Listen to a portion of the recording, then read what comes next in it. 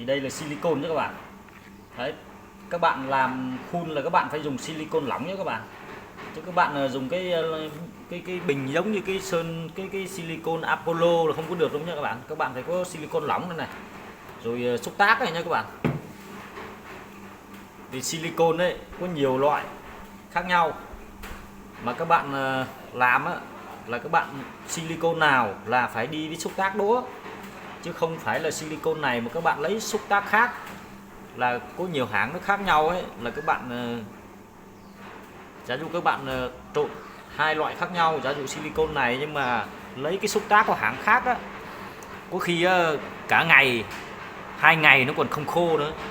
Đó, cho nên là các bạn phải lấy đúng cái xúc tác của cái silicon đó nhé các bạn. Giả dụ các bạn lấy silicon 828 á, thì các bạn phải có xúc tác của 828. 977 thì các bạn có xúc tác của 977 nhé các bạn. Chứ các bạn dùng 828 rồi các bạn lấy 977 các bạn xài là nó sẽ không khô đâu nhé các bạn. Đó là mình ví dụ vậy, còn mình cũng chưa có cho lộn bao giờ cả. Cái nào là mình cho cái đó. Nhưng mà mình đã thấy trường hợp là silicon này mà cho xúc tác khác của người khác rồi. Cho nên là mình khuyến cáo các bạn là vậy. Thì ở đây là mình không giống như trong Nam đâu, mình dùng cái ca này. Nếu mà các bạn xem thì không có đong vào mấy cái ly nước mía hay là cái ly kia thì các bạn xem thì các bạn giả dụ sau các bạn làm các bạn đong vào đây nhé các bạn. Thì các bạn ước chừng cái ông tượng to hay nhỏ thì các bạn quậy silicon nhé các bạn. Cái lớp 1 thì các bạn không cần phải cho nhiều nhé các bạn. Giả dụ như cái ông này này thì mình ước chừng một đấy, hoặc là giả dụ mình thấy ít quá thì mình lại cho thêm thôi. Cái lớp đầu tiên thì các bạn không cần phải quét nhiều đâu. Đây, ở đây 1/4 ca đấy các bạn, thì mình sẽ cho nửa nắp này nhé các bạn. Này sắp hết rồi.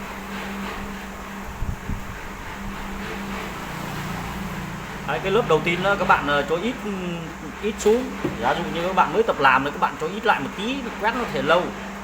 Còn mình thì mình quen tay rồi thì mình sẽ cho nhiều nhé các bạn.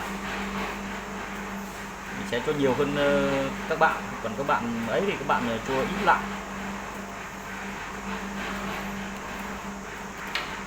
Đấy, sau đó mình quậy đều lên này. Đấy, các bạn quậy là chỉ có cho nó hết cái váng thôi nhé các bạn. Cái váng bằng vàng vàng ấy. Đấy, rồi các bạn đổ vào tượng thôi.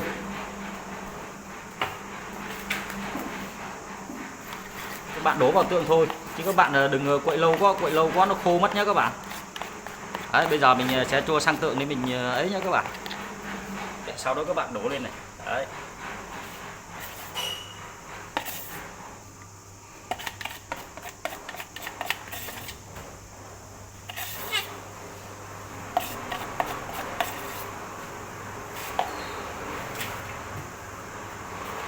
Đấy, là các bạn dùng chổi các bạn quét đó các bạn. Đấy, các bạn cứ lấy cái chỗ nào mà có là các bạn quét một chỗ chưa có. Đó là đầu tiên. Cây chặt. Đấy, các bạn cứ hốt này. Hốt này. Hốt này. Đấy, chỗ nào có thì các bạn cứ quét vào chỗ chưa có đi.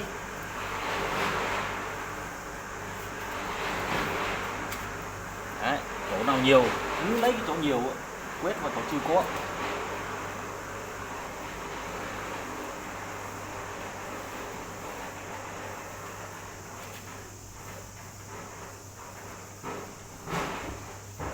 Các bạn phải ước chừng xem cái tượng nó bao nhiêu nhé các bạn, để các bạn phủ cái lớp đầu tiên.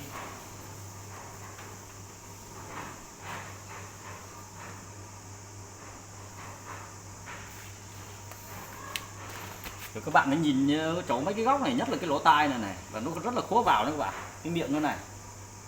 Đấy, các bạn cứ quét hết cái miệng đi cho mình.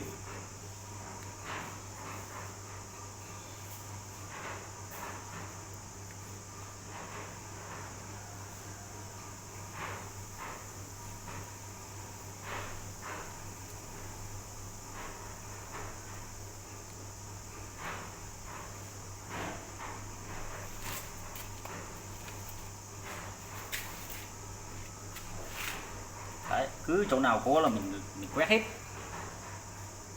chỗ nào có mình thấy nhiều mình quét đi, kể cái miệng này.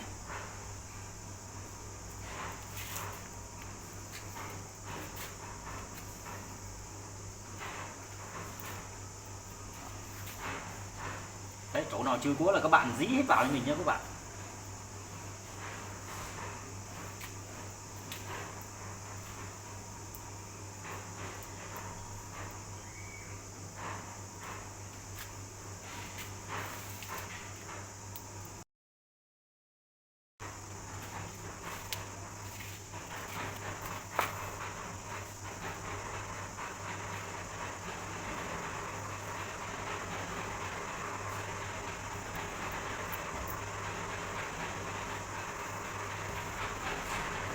Miệng quét luôn.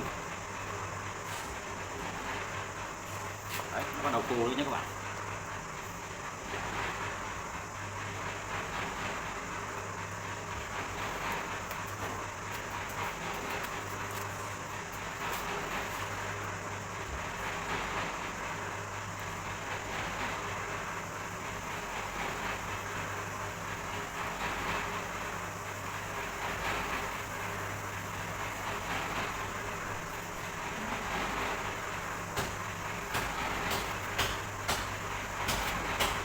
Các bạn là làm cái này nhá các bạn, mà các bạn phải để ý những cái hang, cái hốc này như là hốc tai này, hốc miệng này, hốc mắt này, rồi hốc tay này.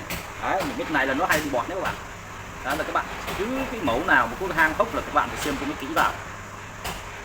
Bây giờ những cái hang hốc là nó hay bị bọt lắm.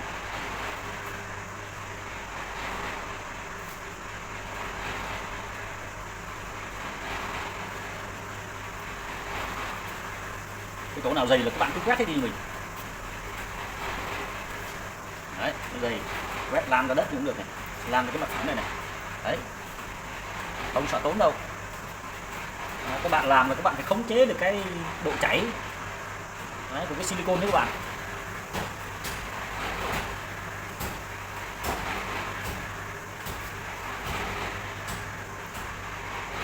Đấy, các bạn để ý lỗ tai nhé các bạn, lỗ tai, lỗ mắt, đấy là những cái chỗ quan trọng nhất.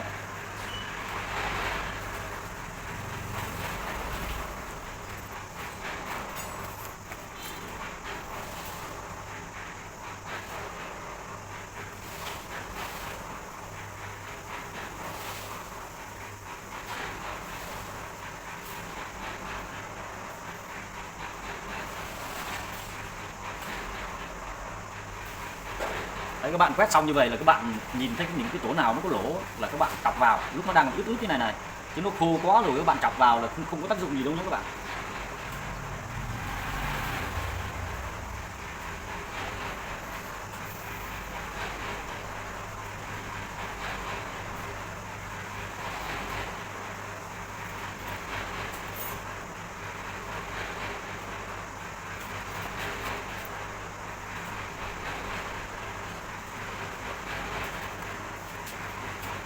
Đấy, nó khô đấy.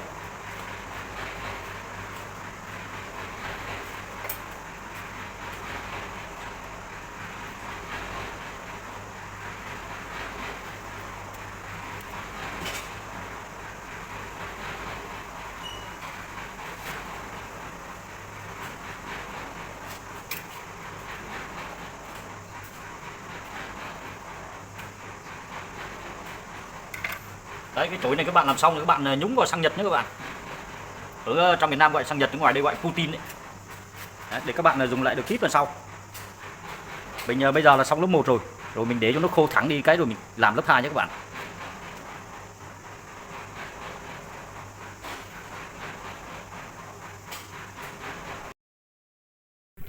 Lớp 1 á, các bạn cho ít thôi, các bạn ứng chừng cái tượng bao nhiêu, xong các bạn lấy silicone các bạn trộn, rồi các bạn cũng cho ít xúc tác lại.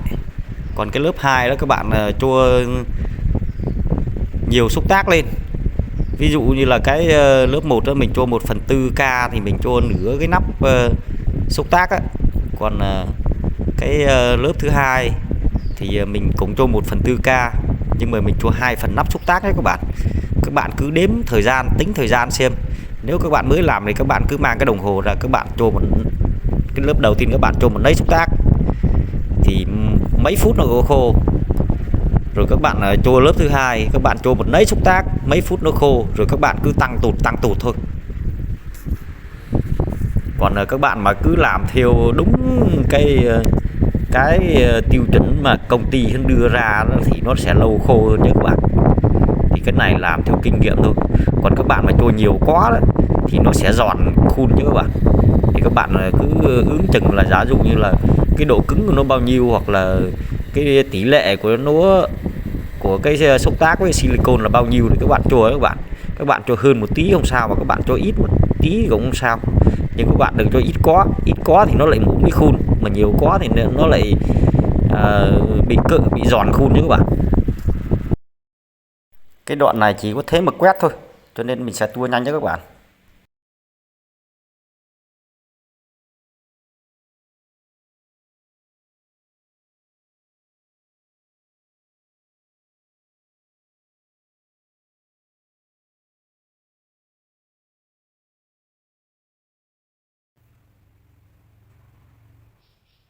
Sau khi các bạn quét xong lớp 2 thì các bạn sẽ gia cố bằng sỏi nhé các bạn.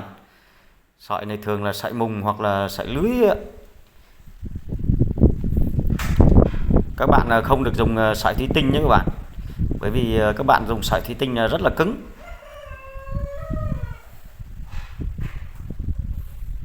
Đấy, rồi các bạn dán lên trên tượng. Các bạn dán nhớ là lúc nó đang còn dính dính nhé các bạn. Các bạn để khô rồi các bạn mới dán lên tượng thì rất là khó làm.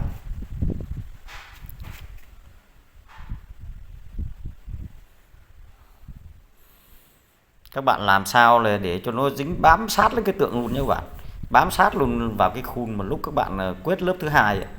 Chứ các bạn đừng có để nó phồng lên là đến sau là nó bị rỗng ở trong, nó sẽ rất là dễ rách cái khuôn.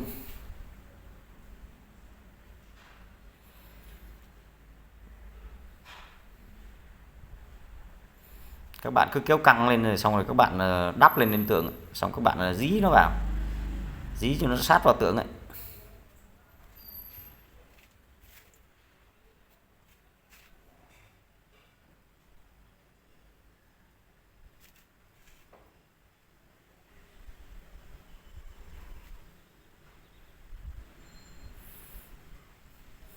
Mình thấy nhiều người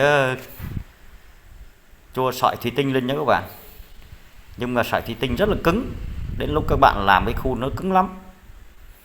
Cho nên nếu mà ai mà hướng dẫn bằng sỏi thủy tinh thì các bạn nghe thì nghe, không nghe thì thôi. Còn mình là mình không có dùng sỏi thủy tinh, mình hướng dẫn cho các bạn như thế này. Nếu mà các bạn thấy hợp lý thì các bạn nhấn đăng ký kênh rồi cho mình xin một like. Còn nếu các bạn thấy người khác mà hướng dẫn mà đắp sợi thủy tinh lên, hoặc là người ta hướng dẫn các bạn những cái cách khác hay hơn, thì các bạn hãy xem thì cũng cho người ta một like. Rồi nếu mà các bạn thấy thích hợp với các bạn thì các bạn cứ đăng ký kênh của người ta cũng được.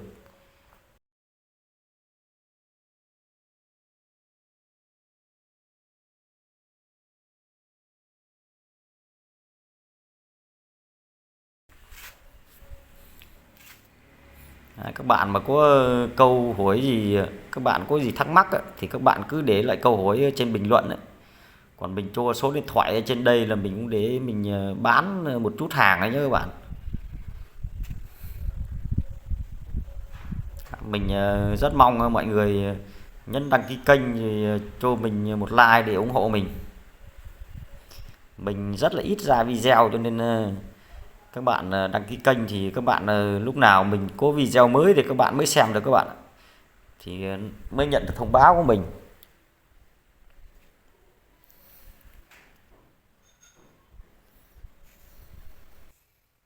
Tránh mất thời gian của mình và các bạn thì cái đoạn này mình sẽ tua nhanh nhé các bạn. Vì công đoạn này thì mình cũng chỉ đắp vải mùng phủ kín cái tượng thôi.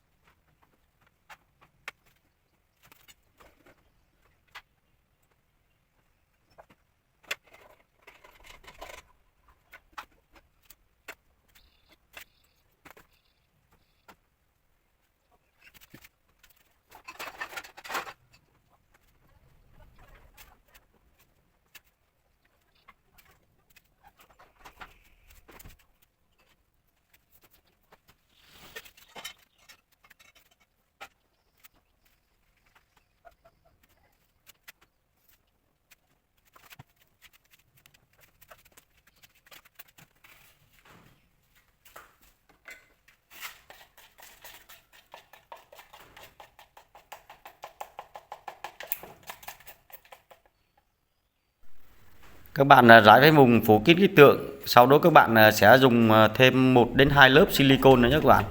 Tùy theo cái độ dày, độ mỏng mà các bạn ưa thích để các bạn cho silicon. Thì như mình làm á, mình sẽ phủ kín cái vải mùng là được rồi, cái sợi là được rồi. Còn nếu các bạn muốn dày hơn thì các bạn cho thêm 1 lớp hay 2 lớp, thì đó là tùy các bạn thích dày hay thích mỏng nhé các bạn.